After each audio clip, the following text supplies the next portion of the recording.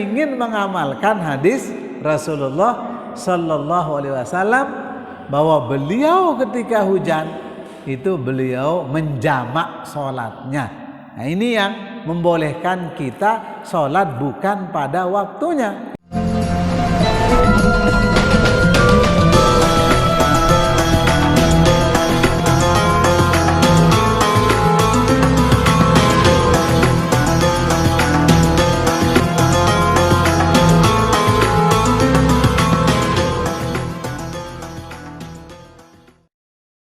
Qaulun Nabi sallallahu alaihi wasallam fi hadits Abi Qatadah, fa idza kana minal ghadi falyusallaha 'inda waqtiha ittarabat aqwalul ulama fi ma'nahu was-sahih alladhi alaihi al-muhaqqiqun ma dzakarahu an-Nawawi anna ma'nahu annahu idza fatahu salatun faqadaha la yataghayyar waqtuha wa yatahawwalu fil mustaqbali bal yabqa kama kana. Nah ini jadi ini penjelasan memang ada hadis lain itu yang menjelaskan tentang laisa fi naumin tafrid innama tafrid ala man yusalli salata hatta yaji'a waqtu salatil ukhra. Jadi bukan disebut lale itu orang-orang yang lupa salat atau yang yang ketiduran, itu tidak disebut lalai. Jadi karena kita lelah, capek, kemudian bangunnya telat, nah ini tidak disebut melalaikan sholat. Tapi yang disebut lalai itu adalah orang-orang yang mengakhirkan sholat sampai keluar waktunya. Ini namanya lalai. Makanya di dalam Al-Quran itu mengatakan fawailul lil musallin alladzina hum fi salatihim sahun. Itu neraka wail bagi orang-orang yang salat yang lalai dalam salatnya. Maksudnya mengerjakan salat di luar waktu padahal waktunya sudah disediakan. Makanya Bapak-bapak tidak boleh kita stop membaca ara'aital ladzi sampai pada kata-kata fawailul lil musallin. Nah, tidak boleh. Neraka wail bagi orang-orang yang sholat. Kemudian stop. Harus dilanjutkan. Alladzina hum fi salatihim sahun. Siapa mereka itu? Mereka-mereka yang sholat bukan pada waktunya, itu lalai dia sampai keluar waktunya. Tapi kalau kita masih pada waktunya, kita tidak lalai. Misal sholat di awal waktu ini afdol, di tengah waktu nggak ada masalah. Nih kita sepakati kita takhir ya sholat isya, nanti jam 10 baru kita sholat ya, nggak apa-apa. Tapi bersama, berjamaah. Ini jangan ada orang mau jamaah, ya bapak-bapak dulu ya, nanti saya jam 10. Tapi sendiri, ya ini tidak boleh. Jadi boleh kita takhir bersama-sama berjamaah. Nah, ini karena jamaah ini ada yang mengatakan wajib bukan sunat. Bahkan ada ulama yang mengatakan sholat jamaah ini syarat sah. Jadi kalau orang tidak berjamaah maka sholatnya tidak sah ini. Jadi ada yang mengatakan syarat sah, ada yang mengatakan wajib ain.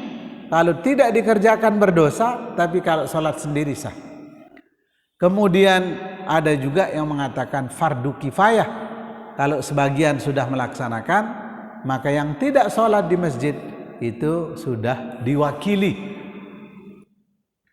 oleh orang-orang yang mengerjakannya persis seperti sholat jenazah. Dan ada juga yang mengatakan sunnah muakkadah, dia hanya sunnat yang sangat kuat dan tidak ditinggalkan oleh Rasulullah dan sahabat-sahabatnya.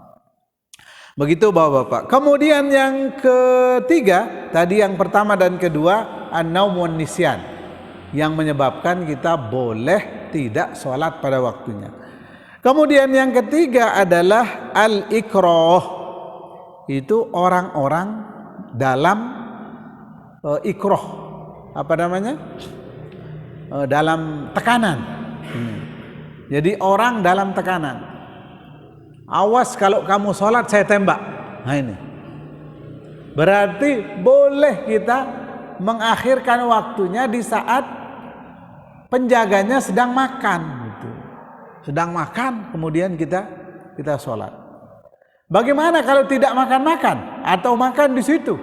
Dia Dia jaga kita 24 jam. Maka kita sholat dengan cara kita. Itu.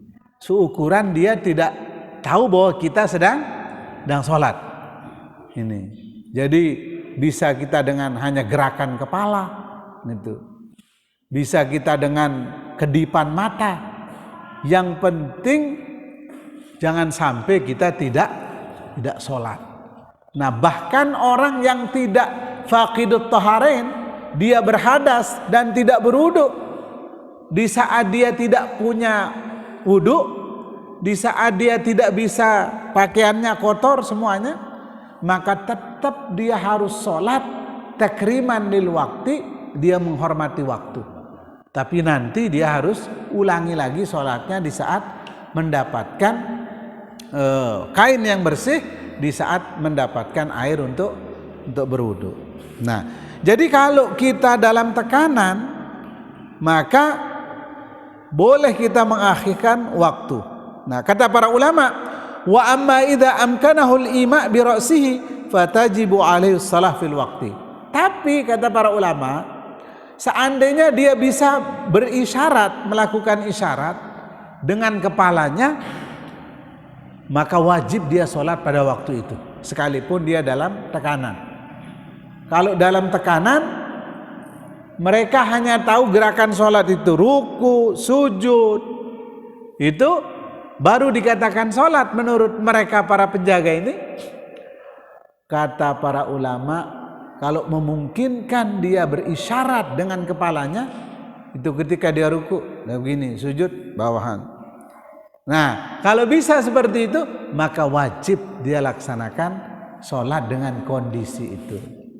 Nah, ini pentingnya sholat ini, bapak-bapak, ibu-ibu, rahimakumullah. Nah, kemudian yang keempat, yang membolehkan kita tidak sholat pada waktunya adalah al-jam'u bainas shalatain liman yazuzul jama', yaitu menjamak antara dua sholat bagi orang-orang yang dibolehkan menjamak. Misalnya karena sakit, jadi orang sakit itu boleh dia menggabungkan antara dua waktu. Berarti artinya dia tidak akan sholat pada waktunya. Misalnya zuhur dia gabung ke asar, berarti sholat zuhurnya nanti pada waktu asar. Nih. Itu artinya dia boleh tidak sholat pada waktunya. Yang kedua, karena hujan deras. Hujan deras, kalau dia ke masjid, kembali lagi ke masjid, dia enggak ini. Misalnya bapak-bapak, kita sedang sholat maghrib. Tiba-tiba kayak kemarin, hujan angin. Tiba-tiba hujannya datang cepat dan anginnya kencang sekali. Seperti nggak ada pemberitahuan akan ada hujan. Tapi Masya Allah, kencangnya luar biasa. Nah, kalau itu yang terjadi dan lama ukuran hujan ini, maka selesai sholat maghrib, langsung dibolehkan kita sholat isya. Itu kalau hujan.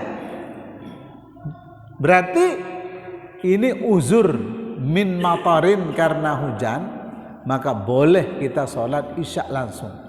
Dan nanti akan ada hadis yang menjelaskan tentang itu. Nah itu bapak-bapak, cuman kita kadang karena sekedar hujan bapak, masih bisa kita kembali nanti. Ya belum tentu. Bagaimana kalau nanti di waktu isya hujannya lebih kencang lagi, lebih deras, nih, sehingga kita tidak bisa kembali ke masjid. Nah bahkan di zaman Nabi, bapak-bapak, ibu-ibu, kalau hujan itu muazzinnya seperti di saat gempa kemarin. Itu di saat Oh ya, di saat gempa kemarin itu di saat corona ya, di saat awal corona itu. Nah, begitu bunyi azannya. Jadi Nabi SAW itu ketika hujan deras, kemudian Bilal azannya pada kata-kata hayya 'alas shalah itu mengatakan sallu fi rihalikum, sallu fi rihalikum. Ini kemudian Allahu akbar, la ilaha illallah. Jadi tidak ada hayya 'alas shalah, hayya 'alas shalah, hayya 'alal falah. Itu tidak ada.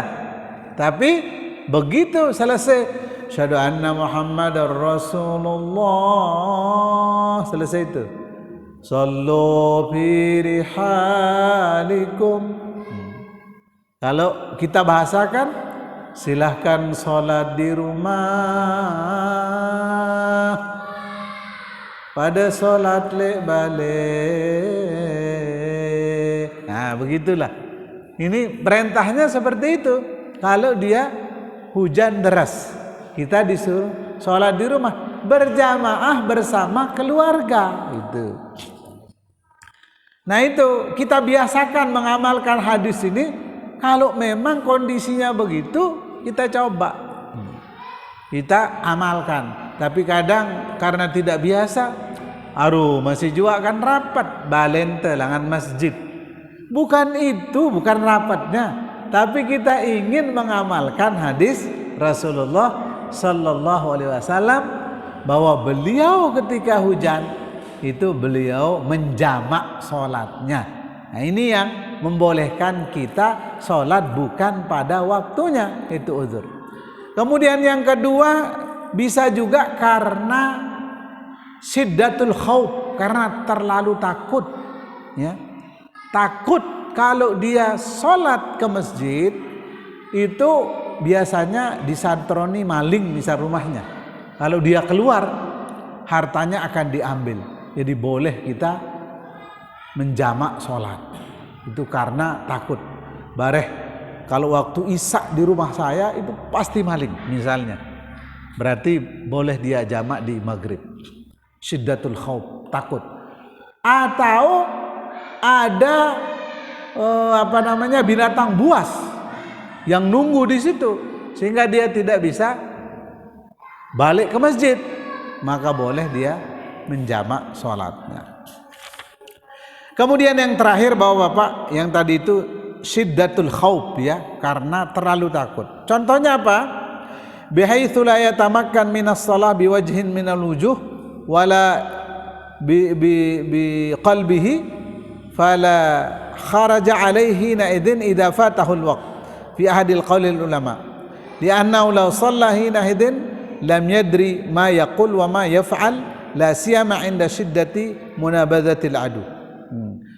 Jadi karena terlalu takut, misalnya di daerah peperangan, ini daerah perang, jadi kalau dia akan sholat, dia sambil bibit dan tidak tahu apa yang diucapkan. Itu karena ketakutan. Nah, kalau kita misalnya dalam kondisi aman ini, apa yang membuat kita takut sehingga bisa kita mengakhirkan sholat? Jadi kalau kita ketakutan sekali, kemudian kalau kita sholat kita tidak akan tahu apa yang kita ucapkan, itu maka boleh kita mengakhirkan sholat di saat kita tenang, gitu. Di saat kita sudah tenang. Nah, itu Bapak-bapak, misalnya kemarin di Mamuju itu gempa sampai 1 menit, itu lama sekali. Nah, kemudian kemarin terjadi lagi susulan 4, sekian. Mereka sudah kembali ke rumah, sudah enak. Ada susulan lagi, balik lagi seperti kita dahulu. Nah, itu yang dialami sekarang di situ. Nah, jadi kalau kita sedang sholat kemudian terjadi gempa, nah kalau ini tidak boleh kita putuskan sholat. Boleh kita kabur lari keluar silahkan, termasuk imam kalau tidak mau keluar kedang dia, tarik. Itu apalagi sudah ada yang jatuh-jatuh misalnya, udah tarik keluar, nanti di jalan ini kita sholat, lanjutkan sholat. Nih, lanjutkan lagi. Sambung rekaatnya. Itu imam takbir lagi Allahu Akbar, kemudian lanjutkan rakaat yang tersisa. Ini karena sholat itu tidak boleh diputus oleh apapun, dalam kondisi apapun. Bahkan dalam kondisi perang sekalipun, kita sedang sholat kemudian ditembak musuh, maka sambil menembak sambil kita sholat. Itu saking sholat ini tidak boleh diputus.